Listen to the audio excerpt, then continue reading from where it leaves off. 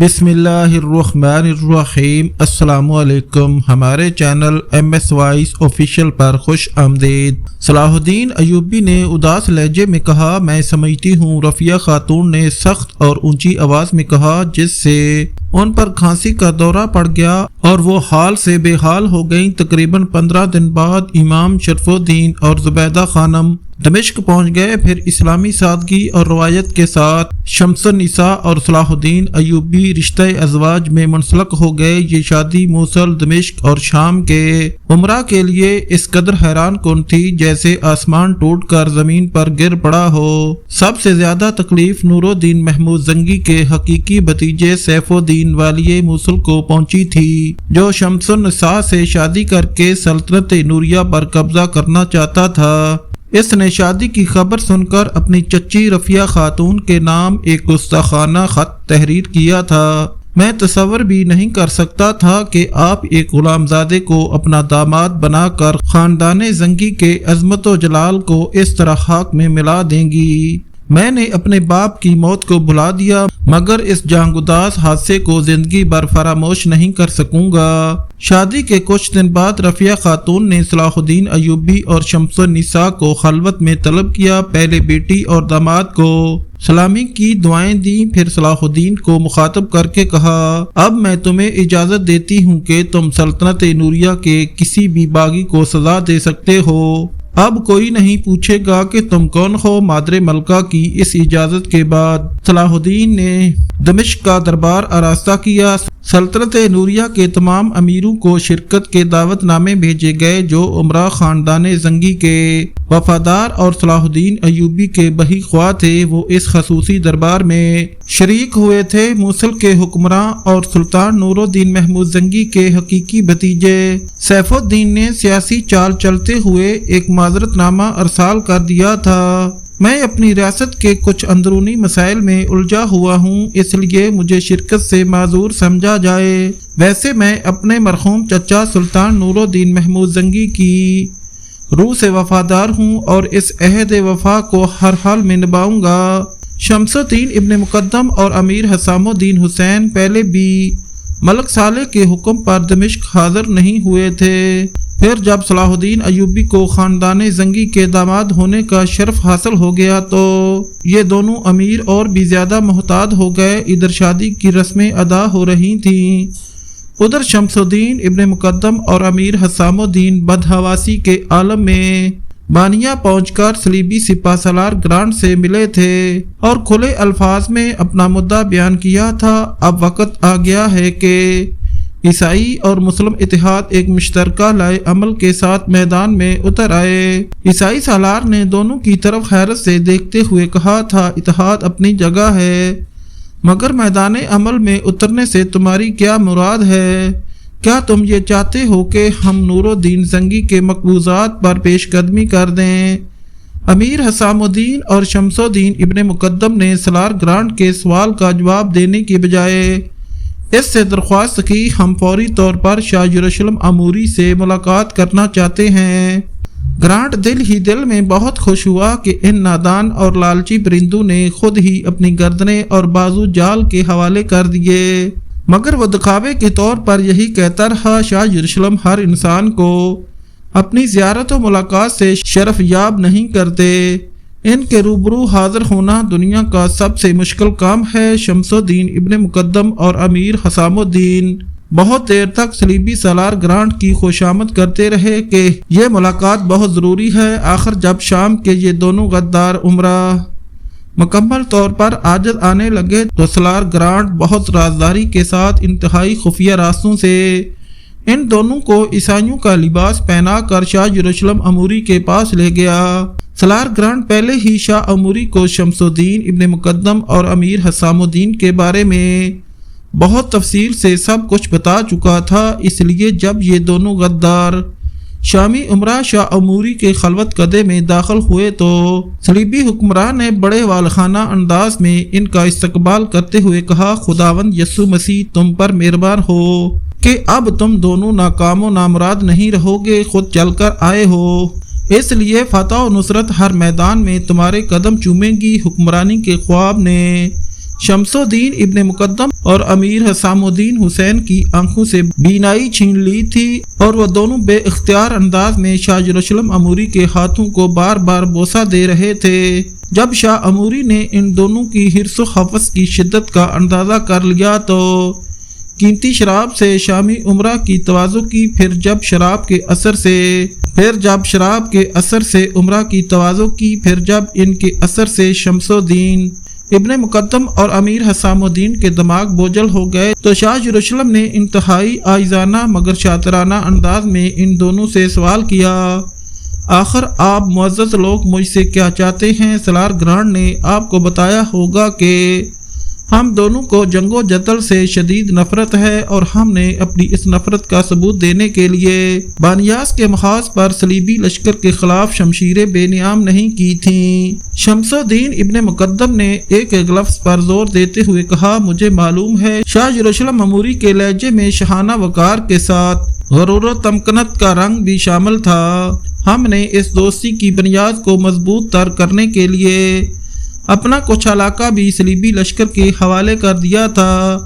اب کی بار امیر حسام الدین بولا، اس کے لیے میں انتہائی پرجوش تھا اور وہ خطرناک عیسائی قیدی بھی آزاد کر دیے جنہیں سلطان نور الدین زنگی نے تا حیات قید خانے میں رکھنے کی قسم کھائی تھی۔ مجھے یہ بھی معلوم ہے شاہ اموری کے لہجے میں وہی شاہانہ بے نیازی تھی۔ مجھے سب کچھ معلوم ہے، ان باتوں کو بار بار دہرانے کی ضرورت نہیں۔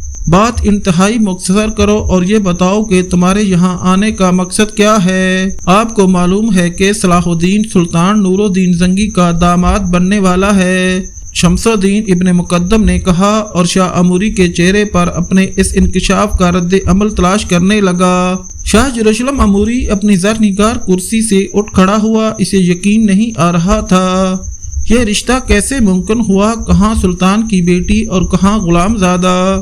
حیرت کی زیادتی کے سبب شاہ یروشلم اموری کی زبان سے ٹوٹ ٹوٹ کر الفاظ ادا ہو رہے تھے۔ ہم یہی بتانے حاضر ہوئے ہیں کہ صلاح الدین ایوبی ایک نہایت مکار، چالاک اور شاطر سالار ہے۔ شمس الدین ابن مقدم نے شاہ اموری کو خوش کرنے کے لیے نہایت نفرت امیز لہجے میں کہا، اس نے اپنی چرب زبانی سے ایک احمق خاتون کو شیشے میں اتار لیا ہے۔ ابن مقدم کا اشارہ سلطان نور الدین زنگی کی بیوہ رفیہ خاتون کی طرف تھا۔ اس شادی کے بعد صلاح الدین ایوبی مصر کے علاوہ شام اور دمشق کا بھی مالک ہو جائے گا، پھر موصل اور دوسری ریاستیں بھی اس کے قبضے میں چلی جائیں گی۔ شاہ اموری دوبارہ اپنی کرسی پر بیٹھ گیا۔ اس انکشاف کے بعد وہ بہت زیادہ فکر مند نظر آ رہا تھا۔ اس سیاسی اتحاد کے معاہدے نے صلاح الدین کو ہمارا بھی جانی دشمن بنا دیا ہے، امیر حسام الدین حسین نے وحشت زدہ لہجے میں کہا، ہم نہیں جانتے کہ کل ہمارا کیا حشر ہوگا، جلد یا بعدیر شام پر حملہ آور ہوگا مسلمان سپاہیوں پر، اس کا گہرا اثر ہے۔ شمس الدین ابن مقدم نے اپنی بات میں زور پیدا کرنے کے لیے ایک اور صریح جھوٹ بولا، جس طرح ماضی میں آپ لوگ صلیب مقدس کی قسمیں کھا کر میدان جنگ میں اترے تھے، اس طرح آج کل صلاح الدین ایوبی ایک طویل و عریض میدان میں دمشق کے فوجیوں سے حلف لے رہا ہے۔ کیسا حلف؟ شاہ یروشلم اموری نے چونک کر پوچھا۔ ہمارے جاسوسوں نے خبر دی ہے کہ صلاح الدین نے قرآن مقدس کو ایک بلند مقام پر رکھ دیا ہے۔ شمس الدین ابن مقدم نے اپنے جھوٹ میں رنگ امیزی کے لیے انتہائی جذباتی لہجہ اختیار کیا تھا۔ صلاح الدین قطار در قطار کھڑے ہوئے سپاہیوں میں سے ایک ایک کو بلاتا ہے اور حکم دیتا ہے کہ وہ قرآن کریم پر ہاتھ رکھ کر قسم کھائیں کہ اس وقت تک چین سے نہیں بیٹھیں گے جب تک روئے زمین سے عیسائیوں کا نام و نشان نہیں مٹا دیں گے۔ یہ سن کر شاہ یروشلم کی پریشانی میں کچھ اور اضافہ ہو گیا۔ دمشق کے سپاہیوں سے حلف لینے کے بعد صلاح الدین شام کی طرف بڑھے گا۔ امیر حسام الدین حسین نے خوفزدہ لہجے میں کہا، کون مسلمان ایسا ہے جو قرآن مقدس پر ہاتھ رکھ کر قسم کھانے سے انکار کرے گا؟ انجام کار شام کے بیشتر سپاہی صلاح الدین کے ہمنوا ہو جائیں گے، فوجی طاقت برائے نام رہ جائے گی۔ ہم شہنشاہ کی خدمت میں اس لیے حاضر ہوئے ہیں کہ اگر ہمیں ایسی صورتحال پیش آئی تو ہمیں کیا کرنا چاہیے۔ شاہ اموری بہت دیر تک اس پیچیدہ اور نازک مسئلے پر غور کرتا رہا، اس کے چہرے سے ذہنی کشمکش کے آثار نمایاں تھے۔ شمس الدین ابن مقدم نے شاہ عموری کی یہ کیفیت دیکھ کر یہی سمجھا کہ یروشلم کا حکمراں اپنا دامن بچا رہا ہے۔ ابن مقدم کے شاطر ذہن نے فوراً ہی نئی چال چلی، اگر شہنشاہ ہماری مدد نہیں کر سکتے تو ہمیں حکم دے، ہم اپنی صفوں میں واپس چلے جائیں گے اور صلاح الدین ایوبی کی وفاداری کا حلف اٹھا لیں گے۔ ابن مقدم کی بات سن کر شاہ یروشلم مسکرایا، تم واپس نہیں جاؤ گے، ہماری پناہ میں رہو گے۔ اس کے بعد شاہ عموری شمس الدین ابن مقدم اور امیر حسام الدین حسین کے درمیان نیا تحریری معاہدہ ہوا، جس کے مطابق ضرورت کے وقت صلیبی فوجیں ان دونوں کی مدد کریں گی، یہاں تک کہ وہ دمشق اور شام پر اپنا قبضہ مکمل کر لیں۔ یہ معاہدہ کاہن باتری کی رائے کے مطابق بہترین سات میں ہوا تھا۔ تمام ستارے شاہ یروشلم کے حق میں تھے۔ باتریک نے یہ دعویٰ بھی کیا تھا کہ مذکورہ معاہدہ ایشیا میں صلیبی فتوحات کا نیا دروازہ کھول دے گا۔ یہ اس زمانے کا واقعہ ہے جب صلاح الدین ایوبی اور شمس النساء کی شادی کے دعوت نامے شمس الدین ابن مقدم اور امیر حسام الدین کو بھیجے گئے تھے، اور وہ دونوں غدار اس وقت یروشلم میں بیٹھے سلطان نور الدین محمود زنگی کی وراثت کا سودا کر رہے تھے۔ دربار آراستہ تھا، سلطان ملک صالح تخت خلافت پر جلوہ افروز تھا، اس کے بائیں ہاتھ پر صلاح الدین ایوبی کی نشست تھی۔ یہ منظر اس بات کا ثبوت دے رہا تھا کہ صلاح الدین ایوبی ملک صالح کا فرما بردار تھا۔ اس موقع پر خواتین کے لیے پردے کا خاص اہتمام کیا گیا تھا، کیونکہ مادر ملکہ رفیہ خاتون درباری کارروائی کو اپنی آنکھوں سے دیکھنا چاہتی تھیں۔ اس موقع پر نو بیہتا شمس النساء بھی موجود تھی، جو اپنے شوہر کی تقریر سننا چاہتی تھی۔ آخر درباری کارروائی کا آغاز قرآن مقدس کی تلاوت سے ہوا۔ کلام الہی کے ہیبت و جلال اور قاری عبدالستار کی مسحور کن آواز نے حاضرین دربار پر سکتہ سا طاری کر دیا تھا۔ تلاوت کے بعد صلاح الدین ایوبی اپنی نشست پر کھڑا ہوا، پہلے اپنے اللہ کی کبریائی بیان کی، پھر نہایت پرجلال لہجے میں اہل دربار سے مخاطب ہوا۔ مجھے یہ کہتے ہوئے بہت افسوس ہو رہا ہے کہ سلطان ملک صالح کی طرف سے بار بار دی جانے والی دعوت کے باوجود سلطان نوریہ کے کئی اہم اور ذمہ دار امراء اس اجتماع میں شریک نہیں ہوئے، جہاں بیٹھ کر ہم سب ملت اسلامیہ کو درپیش مسائل پر گفتگو کرنا چاہتے تھے، اور اس کے ساتھ ہی باہمی مشورے سے آئندہ کے لیے لاہ عمل بھی طے کرنا چاہتے تھے، اور اس کے ساتھ ہی بیرونی خطرات سے متعلق باہمی صلاح مشورے سے گفتگو کرنا چاہتے تھے کہ کیسے محفوظ رہا جائے، اور اس سلسلے میں اجتماعی کردار کے ساتھ ہمارا انفرادی کردار کیا ہوگا۔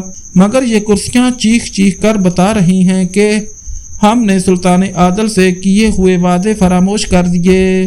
میں ذاتی طور پر ایک عملی انسان ہوں اور بلند باغ دعووں کو قطعاً پسند نہیں کرتا، لیکن آج مجھے مجبوراً یہ اعلان کرنا پڑ رہا ہے کہ میں ایک بار وعدہ فراموش انسانوں کو ان کا وعدہ ضرور یاد دلاؤں گا۔